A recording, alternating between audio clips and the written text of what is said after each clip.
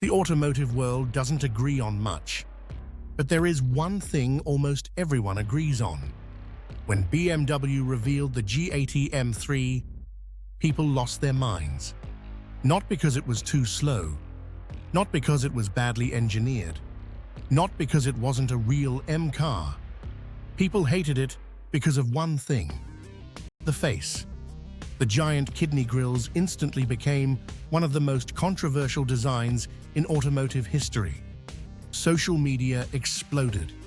Forums were full of criticism. Videos mocking the car went viral. Many enthusiasts believed BMW had ruined one of the greatest performance car names ever created. The M3, a badge that had already produced legends. The E30, the E46, the E92, cars that enthusiasts worshipped. And suddenly BMW had taken that legacy and attached it to a car that many people considered ugly. It looked like a disaster. But then something happened. People started driving it, and everything changed. Because once the internet noise disappeared and people got behind the wheel, the conversation became very different. The G80 wasn't just good, it was exceptional. BMW hadn't created another M3. They had created a monster. The new twin-turbocharged S58 engine quickly became one of the most respected performance engines of the modern era. Massive power, instant torque, relentless acceleration, and unlike many modern performance cars, it didn't feel artificial. It felt alive. Every time you touched the throttle, the car felt eager, aggressive, explosive, dangerous in the best possible way. And that aggression became one of the G80's biggest strengths. Because modern performance cars have become incredibly fast, but many of them feel sterile. Many feel like computers. The G80 felt different. It felt angry, like it always had something to prove. And perhaps that's exactly why enthusiasts started falling in love with it. Then came the real surprise. The G80 wasn't just dominating roads, it was dominating everything. Drag races, track days, rolling races, comparison tests. Again and again, the BMW delivered. And every victory made the criticism harder to justify. The more people drove it, the more people respected it. But performance alone doesn't create an icon. Icons need personality. And the G80 has more personality than almost any modern performance car on sale today. You can spot one instantly, even from a distance. You know exactly what it is. You know exactly who built it.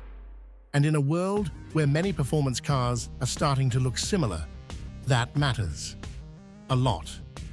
BMW took a risk, a huge risk. They could have played it safe. They could have designed a car that nobody complained about. Instead, they built something bold, something controversial, something impossible to ignore. And history shows that the most memorable performance cars are rarely the safe ones. The Lamborghini Countach wasn't safe. The Nissan GT-R wasn't safe. The Porsche 911 wasn't safe. And the G80 certainly wasn't safe. But memorable cars never are. Then there is the way it makes people feel. The wide stance, the aggressive bodywork, the huge air intakes, the muscular arches. Everything about the car looks like it belongs on a racetrack. Park a G80 next to most modern performance sedans, and it immediately steals attention. It has presence, real presence, the kind that makes people stop and look.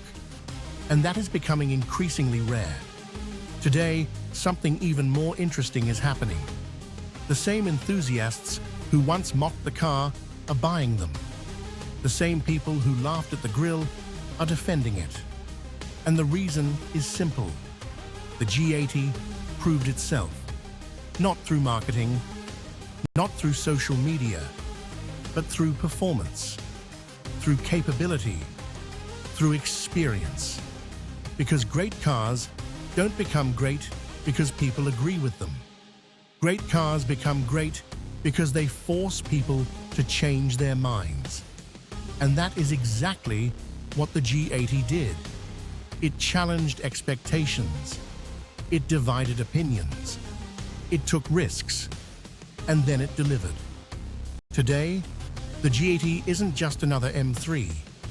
It has become the face of modern BMW M, the benchmark, the statement, the car that every competitor has to answer.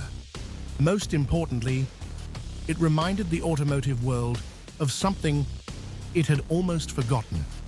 The best performance cars are not always the safest. They're the boldest. And that's exactly why the G80 changed everything.